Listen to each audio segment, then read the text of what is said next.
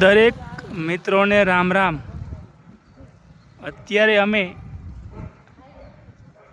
આવી પહોંચ્યા છીએ સૌરાષ્ટ્રની ધરતી પર, જે ધરાનો કંઈક ને કંઈક નાના મોટો ઇતિહાસ રહેલો છે. એવું જ એક નાનું એવું નેહડા જેવું અમરેલી જિલ્લાનું ગામ દેવળિયા. ત્યાં અમને એક ગ્રામજનો પાસેથી એક ઇતિહાસ જાણવા મળ્યો.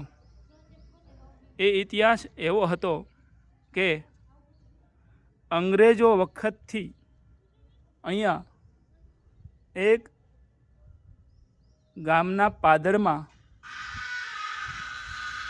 પાણી ભરવાનો કૂવો હતો. ગામની તમામ બેન દીકરીઓ એ કૂવાની અંદરથી પાણી ભરી અને ઘરના દરેક કાર્યો એ પાણી દ્વારા પૂરા કરતા. થોડા સમય બાદ એ કૂવામાં પાણી ઓછું થવાના કારણથી કૂવાને થોડો ઉકેરવામાં આવ્યો, એટલે કે ઊંડો કરવામાં આવ્યો. કામ ચાલુ કરવાથી ત્યાં થોડા દિવસ કામ ચાલ્યું અને થોડો કૂવો ઉકેરાણો. અને એક દિવસ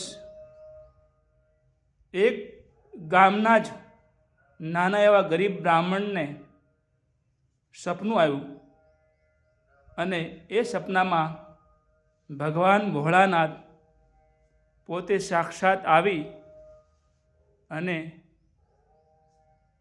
સપનામાં એવું કીધું કે હે બ્રાહ્મણ, તમારા ગામની અંદર અત્યારે જે કૂવાનું કામ ચાલી રહ્યું છે એ કૂવો નથી. ત્યાં વર્ષો પહેલાં એક વાવ હતી અને એ વાવની અંદર મારું શિવલિંગ હતું. અને અંગ્રેજોના સમયમાં કોઈ કારણોસર ત્યાં એ વાવને ભૂલી દેવામાં આવી. અને અત્યારે આ ગ્રામજનો જે વાવનું કામ ચાલે છે એમાં ત્યારબાદ થોડું ઊંડું ખોદાણ કરવાથી સ્વયંભૂ ભોળાનાથની શિવલિંગ પ્રગટ થઈ અને અહીંયા એક વાવ પણ નીકળી, જે વાવ હાલ આપણે જોઈ રહ્યા હતા એ. અને ભગવાન ભોળાનાથની આ સ્વયંભૂ શિવલિંગ છે. તો દરેક મિત્રોને આ ભોળાનાથની સાક્ષાત સ્વયંભૂ પ્રગટ થયેલી શિવલિંગના દર્શન કરી ધન્ય થવા વિનંતી. અને અહીંયા આજુબાજુના ગામથી, શહેરોમાંથી નાની મોટી માનતાઓ લઈ અને માનતાઓ પૂર્ણ કરી અને પોતાના અટકેલા કામો તેમજ જે કાંઈ માનતાઓ માની હોય એ ભગવાન ભોળાનાથ અહીંયા જો શ્રદ્ધા, વિશ્વાસ અને ભાવથી દર્શન કરો તો પણ માનતાઓ પૂરી થાય છે. એવું આ ગામજનો પાસેથી જાણવા મળેલું છે. આ એ જ વાવ છે જે વર્ષો પહેલાં અહીંયા અંગ્રેજો વખતમાં પૂરી દેવામાં આવી હતી. અને હાલ ગામજનોએ અહીંયા બહુ સરસ એવું વ્યવસ્થા કરી છે અને વાવનું સમારકામ કરી અને પાછી ફેરથી અહીંયા એક નવો ઇતિહાસ ઊભો થઈ રહ્યો છે અને થઈ પણ ગયો છે. હાલ જો સૌરાષ્ટ્રની ધરા પર તમારે આવવાનું થાય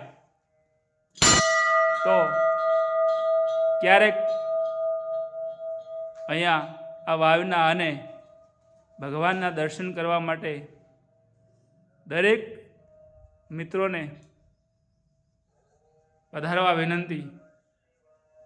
બોલી ભોળાનાથ ભગવાનની જય. ઓમ નમઃ શિવાય. ઓમ નમઃ શિવાય. ઓમ નમઃ શિવાય. હર હર મહાદેવ હર. ત્યારબાદ જે આ ગામનું નામ દેવળિયા હતું અને 2 વર્ષ કે 3 વર્ષ પહેલાં અહીંના સરપંચશ્રીએ જેમનું નામ દિલીપભાઈ વાડદરિયા હતું તેમણે ગામનું નામ બદલી અને અત્યારે એ ગામનું નામ દેવભૂમિ દેવળિયા રાખવામાં આવ્યું છે. તો દરેક મિત્રોને આ ભગવાન ભોળાનાથના દર્શન કરી અને ધન્ય થવા વિનંતી. બોલીએ મહાદેવ ભગવાનની જય. દરેક મિત્રોને રામ રામ.